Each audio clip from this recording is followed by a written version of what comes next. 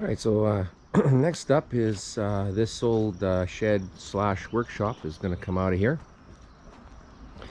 And so those of you that have been following along with us know that I've been working on this already.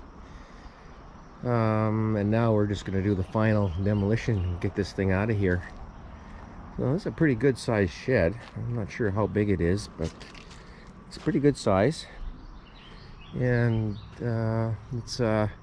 this was a little building we were hoping we could keep, but once we got into it, we saw what was going on here and figured out that there's no way we could save it. Excuse me. So when we demolish, we have to do it in a certain order, and we have to handle our materials properly to dispose of them. And so one of the things we have to do is asphalt shingles cannot go to the landfill. They have to be recycled. They go to the landfill, but they're a separate thing. You can't mix them, and we pay a pretty good premium to get rid of them. So in getting ready to demolish this building, I've taken off the asphalt shingles, and what I'll be doing now is taking this plywood out off the roof deck, and then removing the trusses. The walls I'm not going to try and save. I'm just going to be sawing those up and getting rid of them. This building had a gas furnace in it, and it was heavy electrical in it. So this is the gas line right down here. Okay, you can see it, and it goes into the ground, so it goes into the building there, and then it goes underground and comes back up over here. So this is all gas piping, and then it goes underneath the mobile home, and it goes to the gas connection by the furnace there. So this is all going to be coming out of here. We're not going to be putting a building back here, at least not one like this. We might put a little garden shed. We'll see once this gets taken apart. We'll see what happens, how it looks. But all of the vinyl siding has been taken off. Again, to repair. Except at the back. I'm gonna give you a little shot around the back here, and you just kind of see what a mess this is back here. So it's all pushed in from this bank pushing down on it. But yeah, this I'll take this. I'll dismantle that as it comes apart. But I mean, you can see how this is all rotten here. It's in bad shape, and we couldn't tell what condition was because it was full. When we looked at it, it was full of stuff, and you just couldn't see anything. So in here it was insulated and fully drywalled. So we had to go ahead and get rid of the insulation and drywall first. We did that last fall, and as part of the electrical certification, because we had to remove all of the wiring that was in here for the inspector. There was a electrical sub panel back in this corner over here, and the electrical came up through the floor down here. Here's the gas inside, gas line for the furnace that was here, and that was where the chimney went up for the furnace up there. So this is ready to start taking down. I'm going to salvage these roof trusses. The roof trusses are in good shape. But the roof, the roof was done. It was toast. It was completely rotten, or not rotten, but it was at the end of its lifespan. As a result, there was some leakage, and you can see there the dark mold, the dark stains all along this eave here. That's where water was leaking. Up there where it was clean, it's clean. That's okay. This side wasn't as bad, but you can see there up in that corner where there's the water had been leaking through. So again, this whole wall here is completely rotted out, and I explained to you in a previous video how they had built this in front of a timber retaining wall, and this is about 30 years old, so it hasn't stood the test of time. This is all rotten. This is all completely, it's ready to fall down. So this will be all coming out of there. Now on the floor, we have these, you can see, the floor is also rotten in here. You can see just how bad this floor is. You can see here, there's how this ridge is here, and that's because it's rotten underneath. On the floor, we have these tiles. Now this is something you have to be careful about when you demolish. And this, what we have here, these green tiles with the pattern on them, that is a vinyl tile, I believe.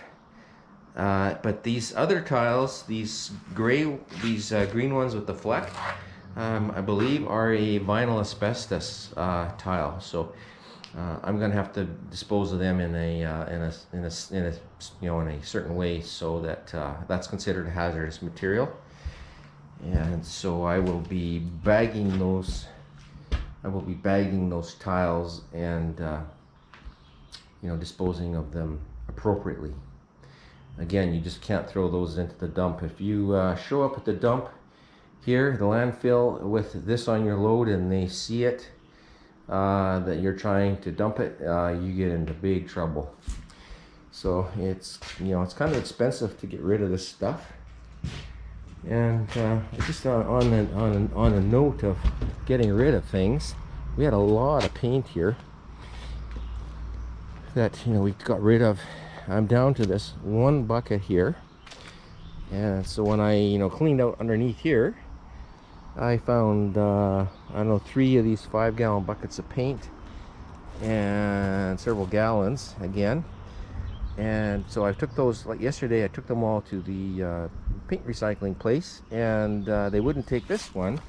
And they wouldn't take this one because it's marked for industrial use only.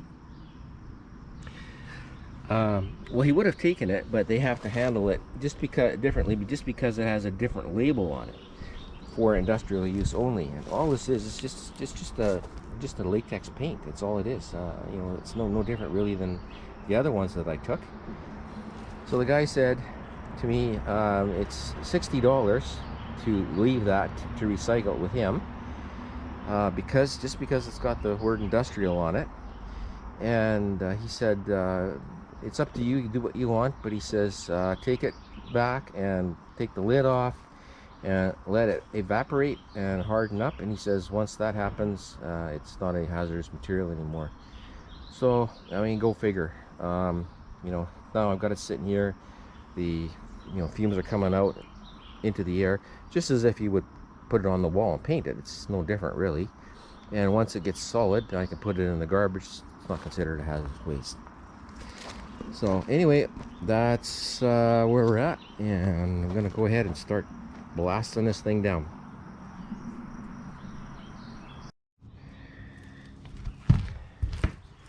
Alright, so I'm gonna show you how I take these panels off, these roof deck panels off the trusses. So these are just nailed. If they're just nailed, you're lucky. If they've used ring nails on it, it can be a little bit tougher. On the addition, they used ring nails, and I was going to try and show you over there, but it didn't work out. It was really tough to get that off. But this is coming off easy. I've got this first one off. So instead of crawling around on the roof, this is how I do this. Just stay down on the ground, on the floor here, and I just get myself this is an 8-foot 2x4, so it's got some weight, some heft to it. And I just start in like this and just go along the truss like this.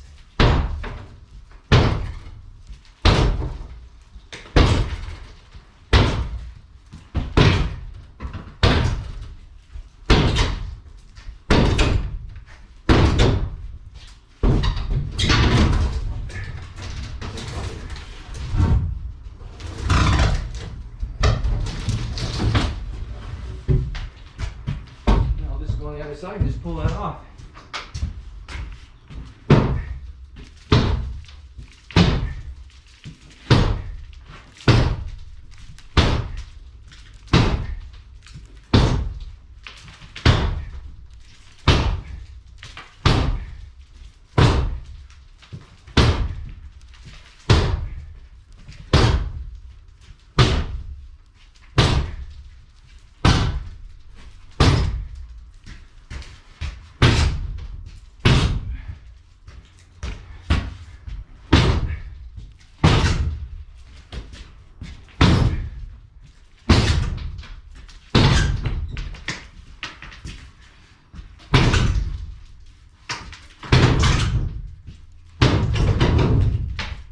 you got it loose like that.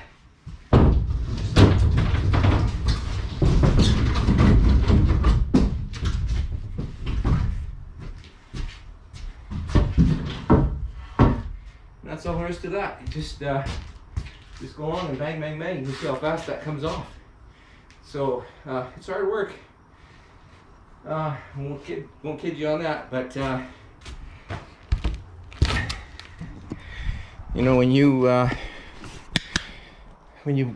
get an opportunity like this to get an old place like this cheap, and you know, it's just you know, it's just hard work, and to get what you want, you know, the goal we're looking for here is to, you know, get back to that original mobile home unit. And once we get to that, you know, we'll be starting on our new construction. But you know, all of this old, I call it peripheral stuff, you know, it has no value. It's not expensive to get rid of it if you can do it yourself like I am. But that's there. This just shows you how to take things apart. Little sample. Stay tuned, folks. All right, so I've got these trusses pulled down, and yeah, just taking them down one at a time. And there's one that's leaning on the floor. It's ready to go out, and so I'm just taking them out the door and piling them up out here. So trusses are quite valuable and they're quite desirable. I have no use for these, so I'm going to be figuring out how much they're worth, and then I will put them for sale. So once I get that truss out of there, all I have left is, you know, just to take down the gables, the gables are actually trusses as well, and they've just been sheeted. So this will be build a nice building for somebody else. All right, I'm going to carry on here. All right, so I've got 7 trusses piled up over here. I thought I was going to get 8. I had 6 trusses in between, and then I had 1 truss on each end for a gable. And this one that's laying here, this is the gable for the back here, and that corner up there was really rotten, and I thought, I don't think the truss was affected that much, but here's the tail end of that truss, and so you can see, yeah, this one's toast. So we're going to end up with 7 trusses for sale instead of 8.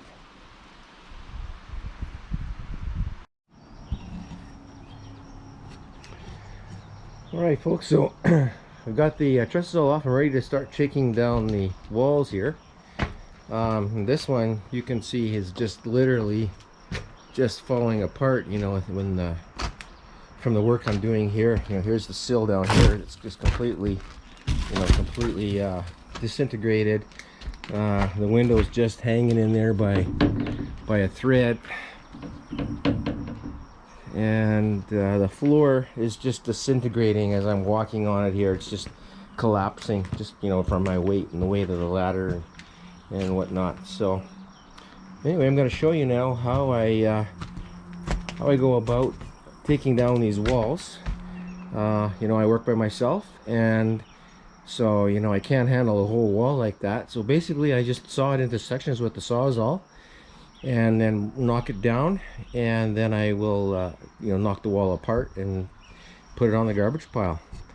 So yeah, here we go. I'll show you how I go about that.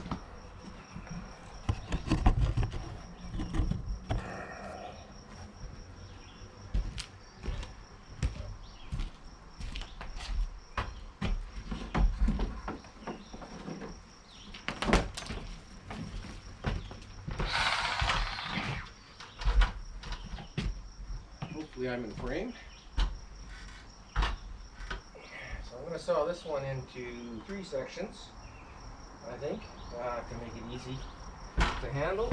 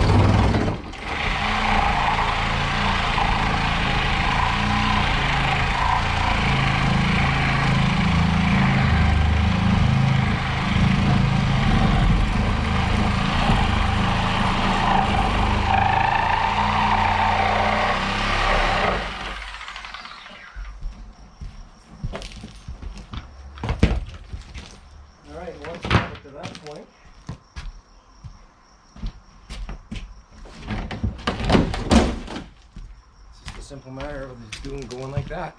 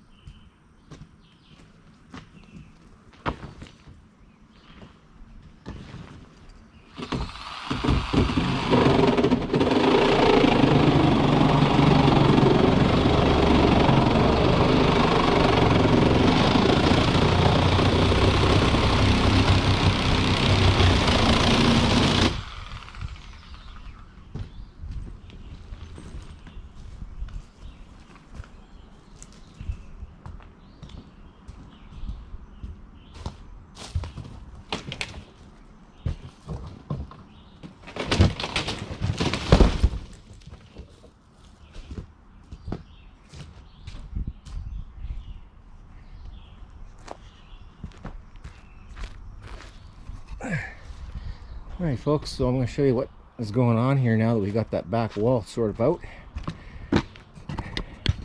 So there you can see that timber wall, and what they used there was just some old railway ties.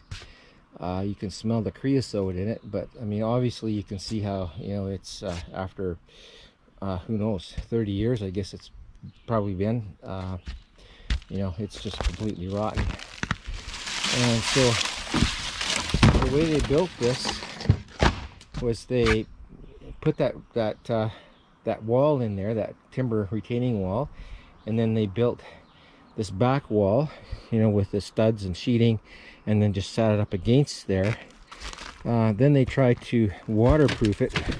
You know, they got all this tin and stuff in here. These people really liked piling dirt up against things,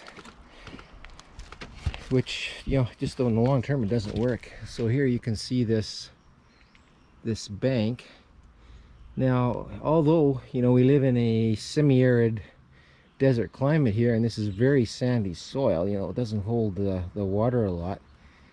You know, for some reason they decided to irrigate this bank at the back here. So, you know, here you can see a sprinkler, and you know, there's another one down here that's collapsed now. But And here's the old irrigation pipe right here. And here's another sprinkler. So, you know, it's really bad to build a building up against the dirt, pile of dirt, and then irrigate it on top of that. So, yeah, not a good thing to do. Another thing I'm going to show you here now, I'm just about getting down to the floor here. Get that wall down there. But you can see, I don't know what's underneath here yet for 2x6s or 2x8s. I'm guessing it's going to be 2x6s. But you can see how that floor, you know, how the floor is even with the grade.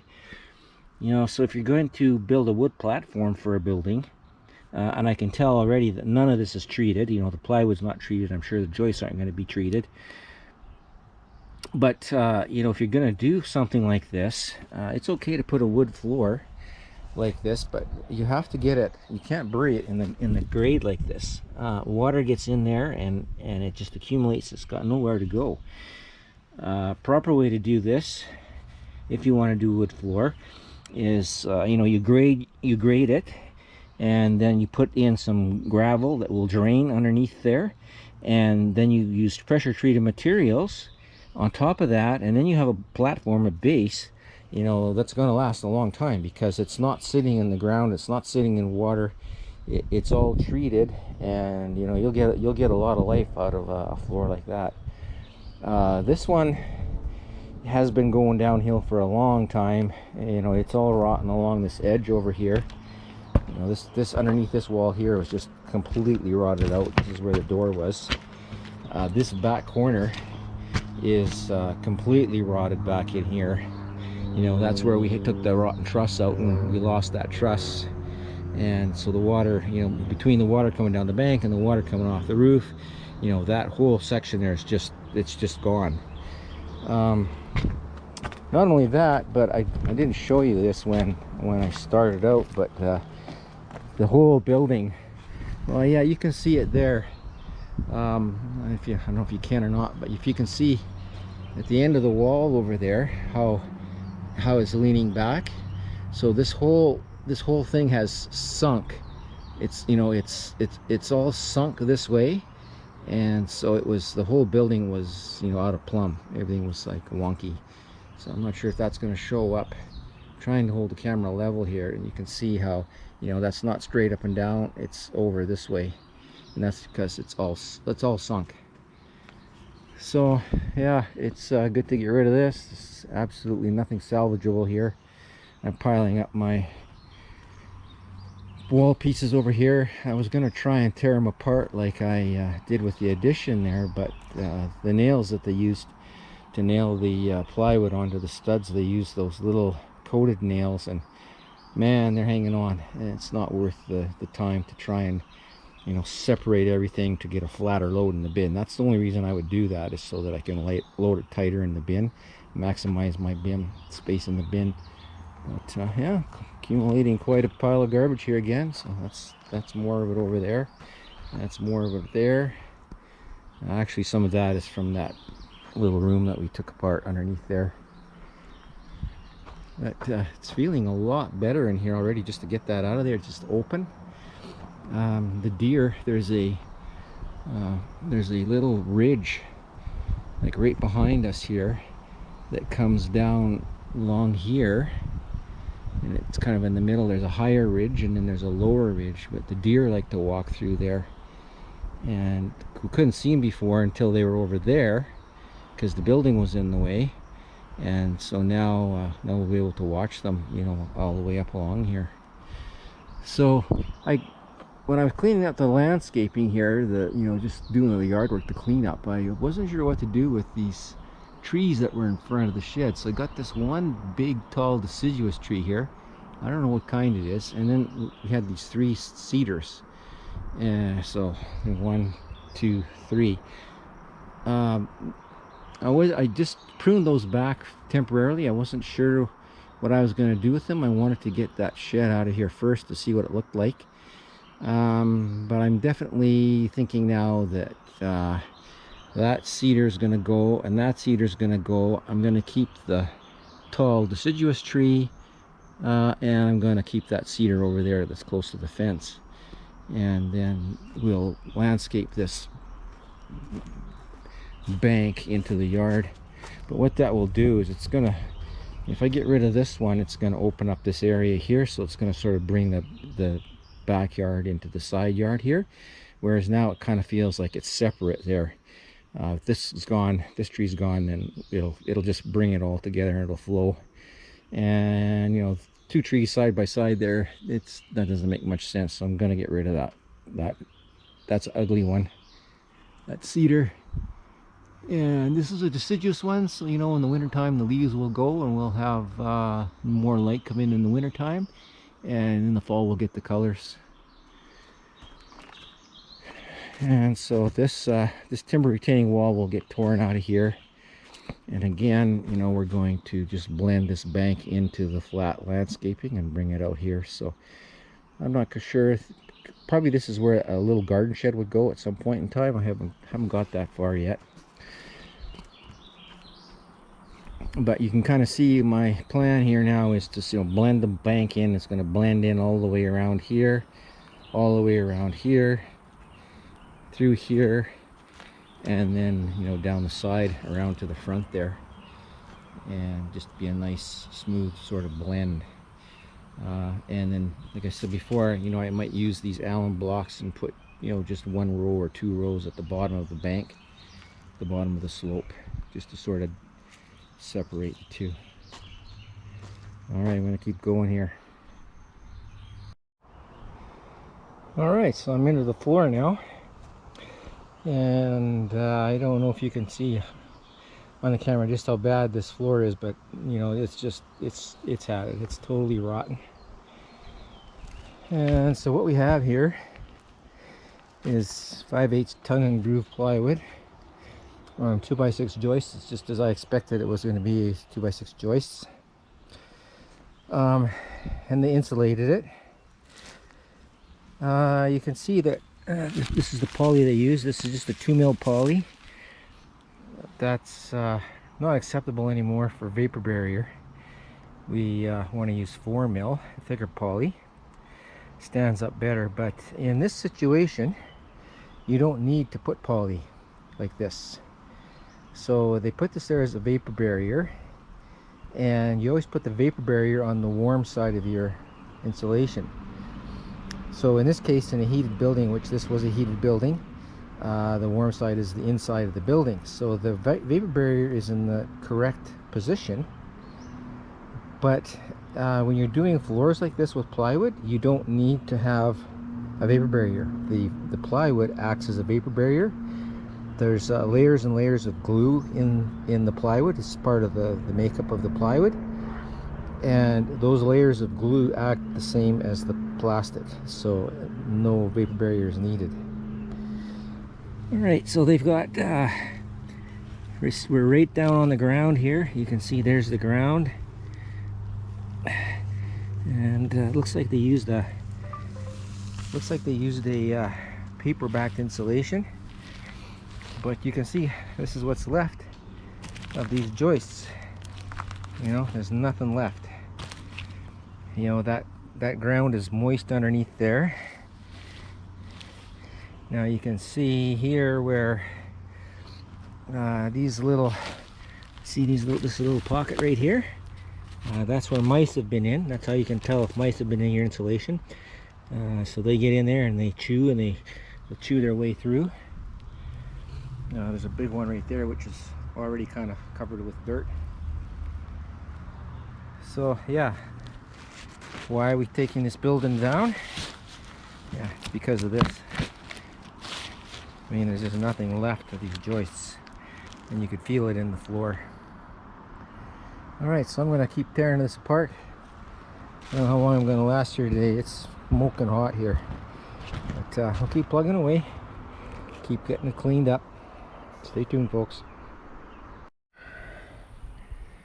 Alright folks, so I'm into this floor here, and I got my respirator out. I wasn't wearing anything before, but you know, before it was just sawdust, it wasn't so bad. But yeah, what I got here is yeah, this is a mess. This is gross. This is really gross job. So this insulation, you can see, is kind of all disintegrated. Okay, and they put, there's OSB underneath here. I don't know if you can see it here. That's what's left of it. So they basically built a wall, OSB on the bottom, laid it down here, insulated it, put the vapor barrier, and then put that 5/8 tongue and groove plywood on it. Yeah, right on the ground. And so you can see, I mean, what's left of this OSB, right? Nothing. Look at the bugs. Okay, I don't know what kind of bugs those are, but it's gross. The mice have been running around underneath the insulation here, and so there's mouse crap and mold and insulation fibers, and I got to get this all picked up and bagged, and so that's what I'm doing over there now. But yeah, here, this is what's left of these 2x6s. Nothing. It's unbelievable how far gone this is. Like, it's just, there's nothing left. It's just a pile of crap. Anyway, you have to be careful, folks, when you're taking stuff apart like this. You know, use your PPE, your personal protection equipment. You know, this can have lasting consequences. You breathe in this combination of mold, mice crap, and the insulation fibers. Alright, folks, so that old building is gone, and it's what's really interesting here is out of all those floor joists that went across here, this is all that's left. Literally a little pile of rotten stuff, and you know, that's the biggest stuff that came out of there. So that's gonna wrap it up for this one. I've got it all broken down. We got that old insulation stinky stuff in these bags here for the most part. I've got my trusses ready to sell. I've got all this is all to go in the bin when I get it next week. And what's up next is I think I'm going to go over to the other side and finish taking down the floor on the addition there and get that other side all cleaned up, and that will go into the dumpster when it comes back. I do have a couple of little things left here. I'll just kind of show you. So I have this, you see these two rods here? So there's that one there, okay, and this one here. And so those rods go in the ground, I don't know, probably 5-6 feet.